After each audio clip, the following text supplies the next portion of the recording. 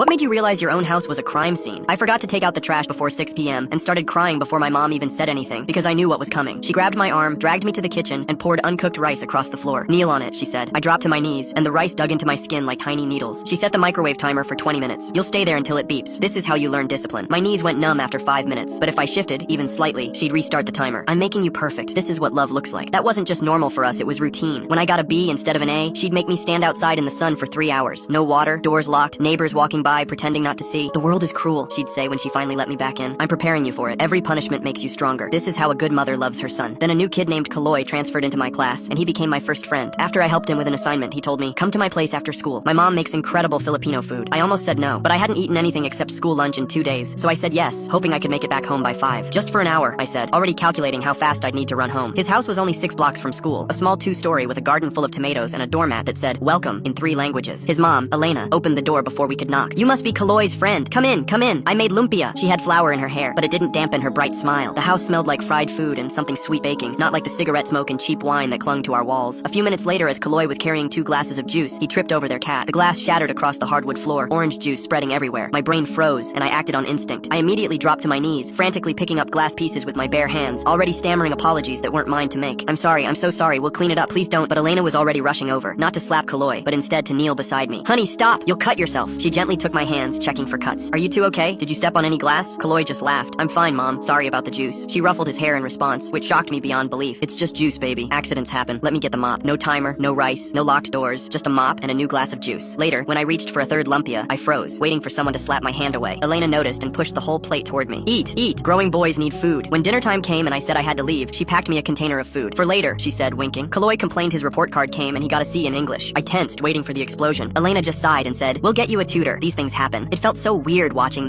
how Kaloy's mother never got angry at him for doing something wrong. I even started thinking if this is how a normal home looks like. We were washing dishes together after dinner when I accidentally knocked over Elena's favorite mug, the one that said, "World's okayest mom," that Kaloy had given her. It shattered against their tile floor. I went completely rigid, my whole body preparing for impact, the apology stuck in my throat. I could already feel my knees against rice, already felt the sun on my face. "It's okay," Elena said softly, but I was already crying. Not just tears, but uncontrollable sobbing I couldn't control. Elena was sweeping up the pieces, humming. "Sweetheart, what's wrong?" she asked, kneeling beside me. "It's just a mug. Why are you so scared?" Kaloy was staring at me like I'd grown another head. "What did you think was going to happen?" he asked. I tried to hold it in, but couldn't. I told them about how my mom treated me, about how I thought I was going to be punished severely because I'd broken that mug. Elena's face went through expressions I'd never seen on an adult. Horror, rage, then something soft and broken. She pulled me into a hug that felt warm. Then she asked, "How many times has that happened?" Kaloy patted my back as I answered, "Too many to count." When I finished talking, Elena looked at me for a long moment. "You're not going home tonight," she said firmly. She picked up her phone, scrolled through her contacts. Kaloy squeezed my shoulder as she dialed. "Hello, I need to report child abuse."